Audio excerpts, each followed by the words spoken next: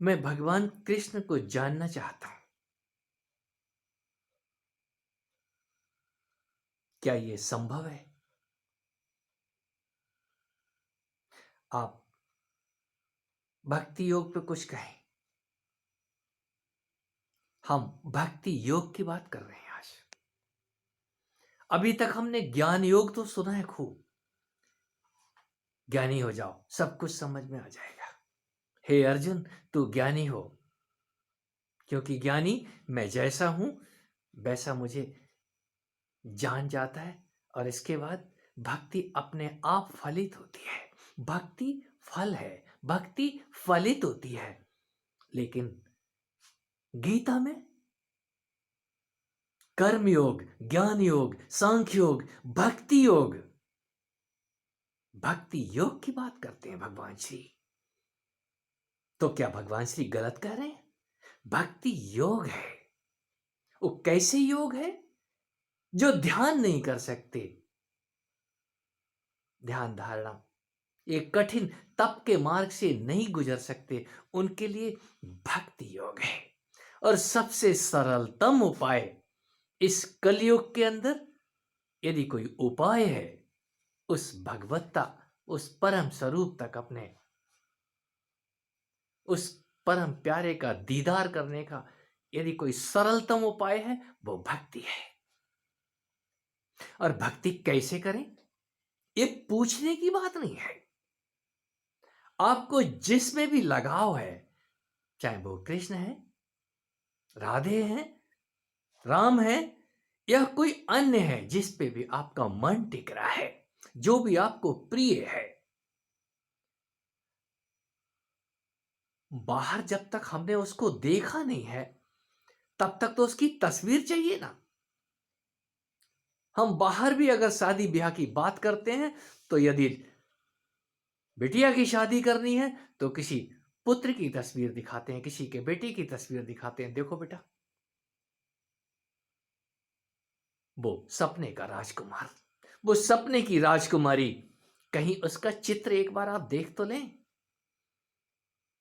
मीरा को कहीं पे कोई बाबा के पास से एक मूर्ति, एक मूर्ति देखने को मिलती है, और वो बाबा या जो भी है उनके घर पे मेहमान होता है, और मीरा की जो आसक्ति है उस मूर्ति पे है, मुझे ये मूर्ति चाहिए।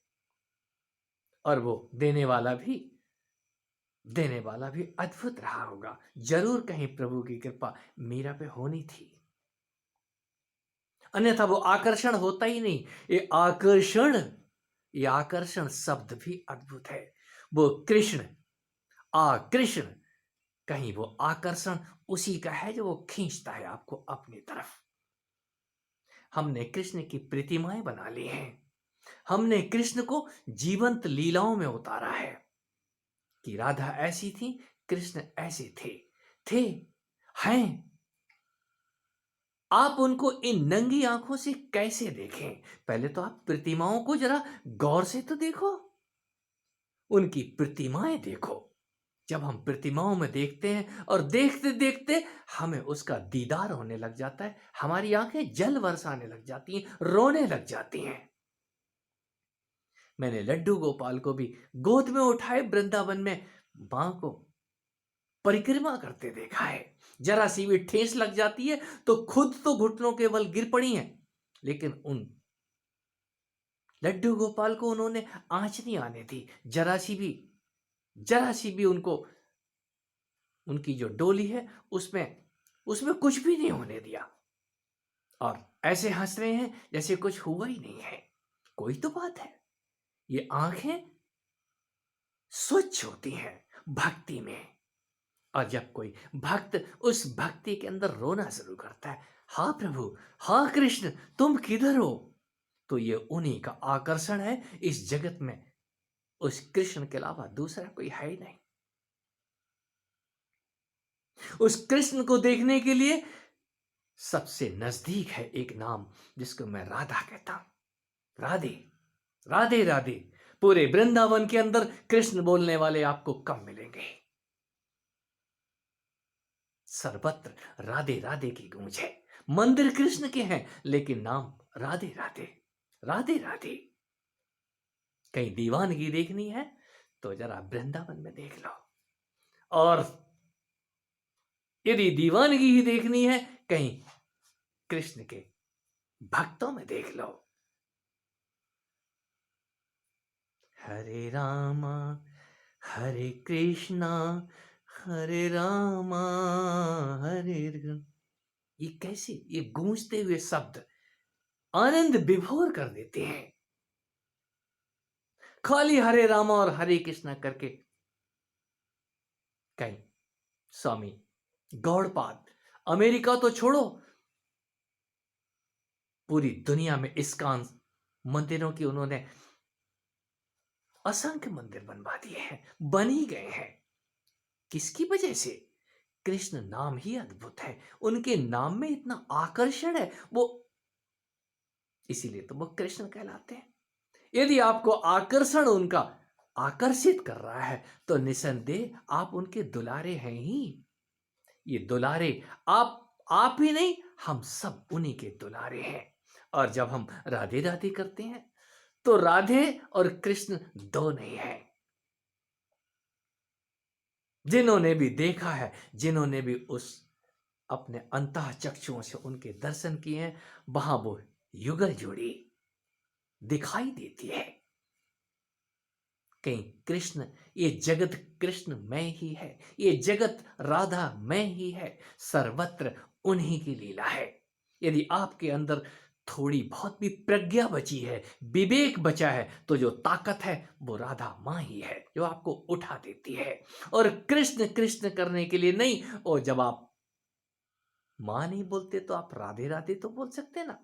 हम राधे राधे राधे राधे राधे राधे, जब राधे राधे करते हैं तो वो एक दिन लादे लादे, वो आपको लाद के घूमती है, चारों तरफ लादे लादे घूमती है, आपको उसकी गोद नसीब होती है।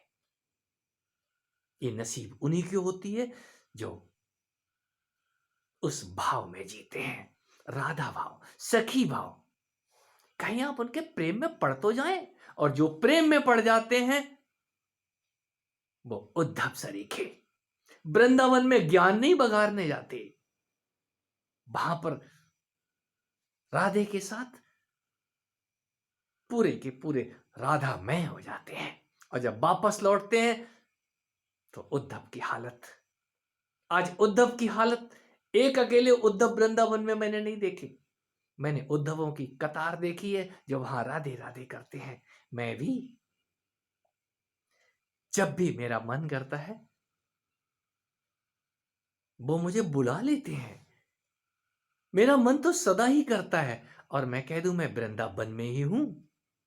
उस वृंदावन में रहने का, उस वृंदावन का वासी होने का एक अपूर्व गौरव है। ये उन्हीं की दया से प्राप्त होता है। आप कुछ नहीं कर सकते हैं, किसी भी आयु के हैं आप, राधे राधे राधे कृष्णा, आप ताली बजाइए, नाचिए और कूदिए, उनकी उनकी आरती उतारने का यदि समय आपके पास नहीं है तो आप उनके लिए आंसू बहाइए बैठ के। ये आंसू बहाना बेकार नहीं जाता, जिसने भी उसके लिए आंसू बहाए हैं वो आंसू कहीं उसी के तन के ऊपर गिरते हैं। किसके तन के ऊपर? जिसके ऊपर वो आंसू गिर रहे हैं वो राधा मां ही है, वो उस कृष्ण को जगा देती है। और कृष्ण जब जाग जाए तो पहले तो मां ही नजर आती है। ये कौन है जो आपको खिला पिला रहा है? कौन है जो आपकी देखभाल कर रहा है इस जगत रूपी वृंदावन के अंदर? ये कौन है जो पवन सुत का साथ दे रखा है आपको? आप अपने अंदर झांक के देखें, ये 24 घंटे सिमरन कौन कर रहा है? ये राधे राधे सांसें जो जपे जा रही हैं, ये किसकी ताकत है? ये सीताराम और राधे राधे।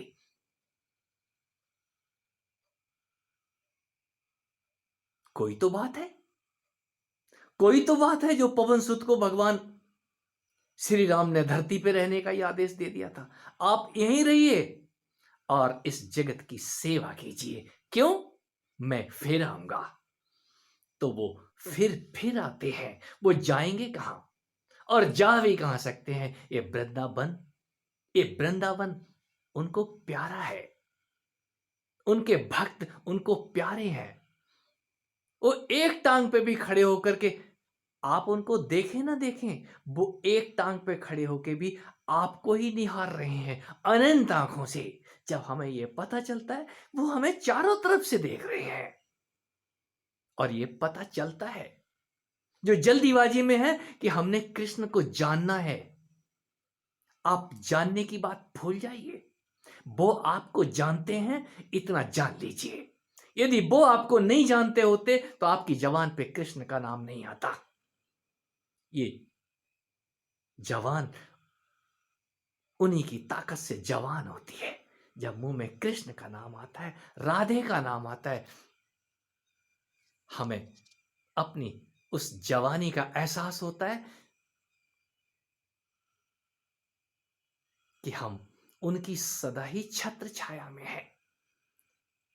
और जिसको उनकी छत्र छाया मिल जाए, उसके मुंह से उस कृष्ण की भक्ति अनायास उसको मांगनी नहीं पड़ती, अपने आप प्रकट होती है। भक्ति भक्ति परिणाम है, भक्ति योग है। योग कब है? जब आप उसके प्रेम में डूब जाते हैं। योग का मतलब ये आपका जो जोड़ जो उनसे टूटा हुआ है,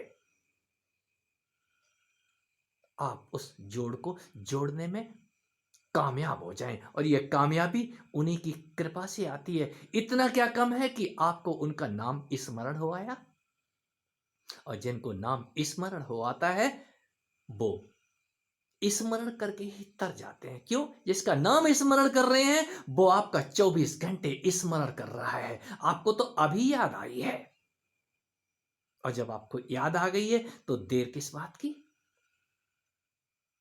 उधर से तो आग सदा ही लगी हुई है प्रेम की, वो तो मिलने को आतुर ही है। हम सो जाते हैं, भूल जाते हैं। जब विपत्ति आती है तब हमें याद आती है, ओह ओह, सारथी भुलाए। उस सारथी को पाने के लिए उसको पुकारना शुरू कीजिए, और आप जब पुकारने लग जाते हैं तो वो छुपे नहीं है कहीं, लुका छुपी तो आप कर रहे हैं। भक्ति के लिए दोस्तों कुछ भी करने की जरूरत नहीं है। आप जैसा भी करते हैं सब कुछ उसको अर्पण करते चलिए। प्रभु, खाता हूं तो तेरा, पीता हूं तो तेरा, नाम लेता हूं तो तेरा, जो भी उल्टा पुल्टा करता हूं सब तेरा ही सिमरन। मैं सब कुछ तुझे ही अर्पण कर रहा हूं। कारण क्या है? मैं कुछ नहीं जानता, आप तो सब जानते हैं ना। सब कुछ प्रभु को अर्पण कर देना, सोते जगते उन्हीं का नाम। और भक्ति, जहां भक्त का ईश्वर से मिलन हो, वही तो भक्ति है। और मिलन, वो तो सदा ही मिले हुए हैं। आपने आंखें बंद की हुई हैं, आंखें खोल के देखिए। भक्ति आंखें खोल के देखना सिखाती है। आपकी आंखें एक बार जरा उस कृष्ण को, उस काले को जरा गोरी के साथ देखने तो लग जाए। ये जगत में उस काले और गोरी के अलावा दूसरा कोई नहीं है। आप कौन?